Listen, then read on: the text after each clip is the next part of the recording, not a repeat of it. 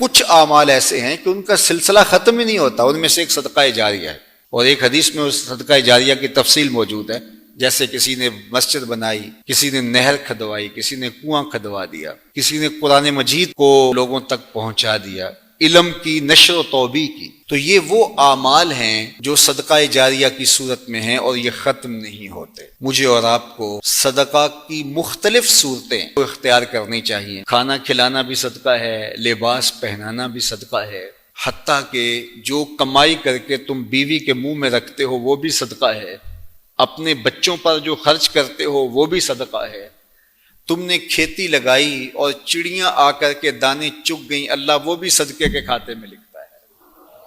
اللہ اکبر۔ تو صدقے کا بہت وسیع مفہوم ہے، کچھ دینے کے لیے نہیں ہے۔ کلمۃ الطیبہ، اچھی بات کر دینا، یہ بھی صدقہ ہے۔ راستے میں پڑی ہوئی چیز کو اٹھا دینا، اس کو بھی کہا چھوٹی نیکی نہ سمجھنا۔ تو مختلف صدقے کی صورتیں ہیں، سب ہمیں ادا کرنی چاہیے، لیکن ایک بہترین صدقے کی صدقہ جاریہ ہے، اور وہ مسجد بنا دینا، وہ دارالعلوم بنا دینا، کنواں کھدوا دینا، حدیث میں آتا ہے۔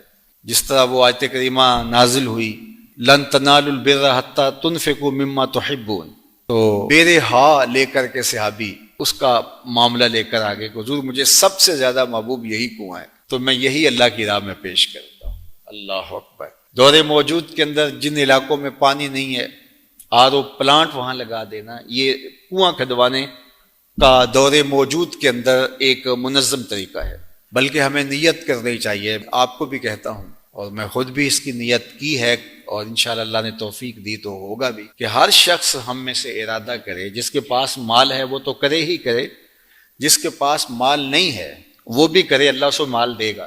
ہر شخص ارادہ کرے کہ میں زندگی میں کم از کم ایک مسجد تو بنواؤں گا، میں زندگی میں ایک جامعہ تو بنواؤں گا۔ تو یہ اگر ہم نیت کر لیں تو نیت المومن خیر من عملہ، تو اس کا ثواب آج سے ہی شروع ہو جائے گا۔ نیت وہ والی نہیں ہے کہ جب مال ہو تو پھر نیت ٹوٹ جائے۔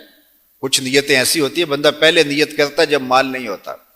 جس طرح وہ ایک واقعہ مشہور ہے کہ ایک آدمی چڑھا اس کھجور کے اوپر توڑنے کے لیے، تو وہاں ایک سانپ بیٹھا ہوا تھا، تو اسے نہیں پتا تھا، جب خوشے کو ہاتھ ڈالنے لگا تو ایک خوفناک سانپ دیکھا تو ڈر گیا، اور فوری نیچے سرکنے لگا اور کہا اللہ اگر اس سانپ کے قہر سے تو مجھے بچا لے تو تیری راہ میں اونٹ خیرات کروں گا، اور نیچے سرکنا شروع۔ یوں اترتے اترتے نصف تک آ گیا اور سانپ کا خطرہ بھی ٹلا نہیں ہے، تو کہنے لگا اللہ اگر تو مجھے اس سانپ سے بچا لے تو تیری راہ میں بکری خیرات کروں۔ پھر زمین کے تھوڑا سا قریب آ گیا اور کہنے لگا اللہ تو اگر اس سانپ سے مجھے بچا لے تو مرغی دوں، اور پھر چھلانگ لگاتے ہوئے کہا مالک میرے گھر میں ایک انڈا پڑا ہے، وہی تیری راہ میں جا کے خیرات کر دوں گا۔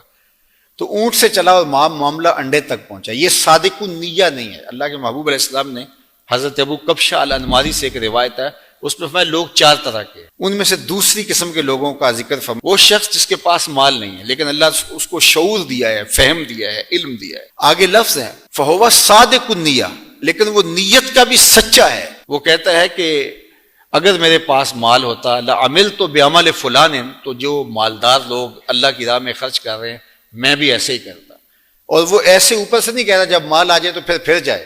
فرمایا وہ ہوا صادق النیہ، وہ نیت کا سچا ہے، اگر مال آتا تو کرتا۔ آقا کریم نے فرمایا کہ کل قیامت کے دن اس نے کیا کچھ نہیں ہے، لیکن جب اعمال تولیں گے تو یہ بھی اس سخی کے ساتھ ہی کھڑا ہوگا، یہ بھی افضل المنازل میں ہوگا۔ تو نیت کر لینی چاہیے کہ صالح اعمال بجا لائیں، صدقہ کریں، اور صدقہ جاریہ میں مجھے آپ کو سچے دل سے اگر اللہ نصیب کر دے تو پھر یہ کوئی مشکل نہیں ہے، اور یہ سب کچھ یہاں رہ جانا ہے، اور وہ تو ہمارا کفن بھی میلا نہیں ہوتا کہ سب کچھ بانٹ لیا جاتا ہے۔ میاں صاحب بولے جاندی واری ڈرونا بنے ہوتے، ہاتھ نہ لاندے ڈر دے، جنہ لئی تو پاپ کمایا جو کتھے نہیں تیرے کر دے۔